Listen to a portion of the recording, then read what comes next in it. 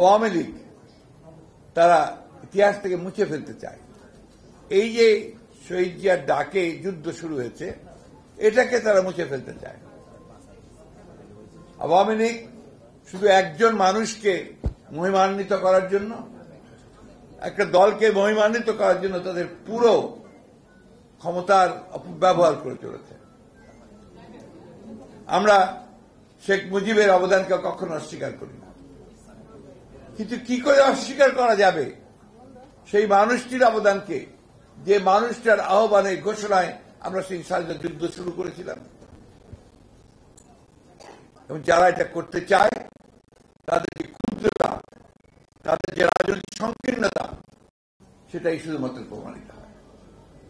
তারা ইচ্ছে করলেই জিয়া রহমানের নামকে মুছে ফেলতে পারবে না। সত্যকে কখনো জোর করে চাপা দিয়ে রাখা যায় না, বিকৃত করা যায় না। ইতিহাসের সত্য বেরিয়ে আসেই। জিয়া রহমানের সেই নাম, তার ঘোষণা সেভাবেই বেরিয়ে এসেছে এবং তাকে কখনো চাপা দিয়ে রাখা যাবে না। এই প্রসঙ্গে জিয়া রহমানের যে অবদান, সেই প্রসঙ্গে আমি ভিন্ন একটা কথা আপনাদের বলতে চাই। কিউবার নাম আপনারা শুনেছেন, একটা আমেরিকার কোরের মধ্যে একটি দেশ বসে আছে।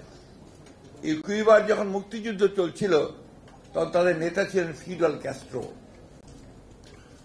ফিডেল ক্যাস্ট্রো বহুদিন ধরে চেষ্টা করছিলেন কিউবাকে বাতিস্তা যে ডিক্টেটর ছিল তার হাত থেকে মুক্ত করার জন্য। তো সেই যুদ্ধে বারবার যুদ্ধ করেছেন, একবার পরাজিত হয়ে গ্রেফতার হয়েছেন, তাকে আদালতে নিয়ে আসা হয়েছে, আদালতে তার ট্রায়াল হয়েছে, সেই ট্রায়ালে থেকে 12 বছর সাজা দিয়েছে, জেল দিয়েছে। তিনি কাঠগড়া থেকে বললেন, ইংরেজিতে বললেন, condemn me does not matter, history will absorb me. আমাকে তোমরা এখন সাজা দিতে পারো, আমাকে কন্ডেম করতে পারো, ইতিহাস আমাকে ধারণ করবে। সেই ইতিহাস ক্যাস্ট্রোকে ধারণ করেছিল।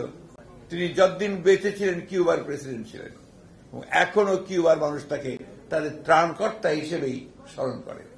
আজকে ঠিক বাংলাদেশেও শহীদ প্রেসিডেন্ট জিয়া রহমানকে নিহত করা হয়েছে, হত্যা করা হয়েছে অনেক চক্রান্তের ফলে।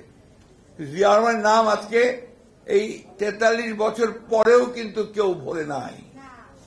শুধু ভোলে নাই না, তার সৃষ্টি করা এই দল এখন বাংলাদেশের সবচেয়ে বৃহৎ রাজনৈতিক দল।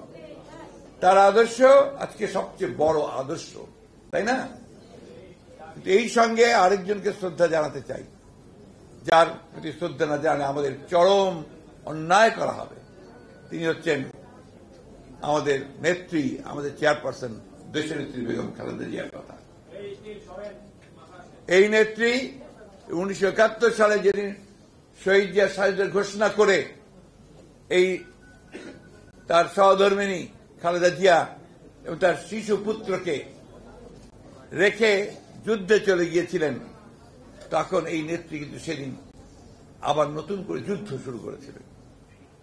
তিনি তার শিশুকে নিয়ে ঢাকায় এসেছেন পালিয়ে গোপনে, এবং সেই ঢাকায় আসার কিছুদিন পরেই তিনি পাক সেনাবাহিনী তাকে গ্রেফতার করেছেন। গ্রেফতার করে কারাগারে রেখেছে। 16ই ডিসেম্বর পর্যন্ত তিনি কারাগারে ছিলেন। এই কথা বললে, আমি যখন তাকে বলি যে বাংলাদেশের প্রথম নারী মুক্তিযোদ্ধা, তখন আওয়ামী লীগের গা জ্বালা করে। তাদের নেতৃত্বে মুক্তিযুদ্ধ করেন নাই।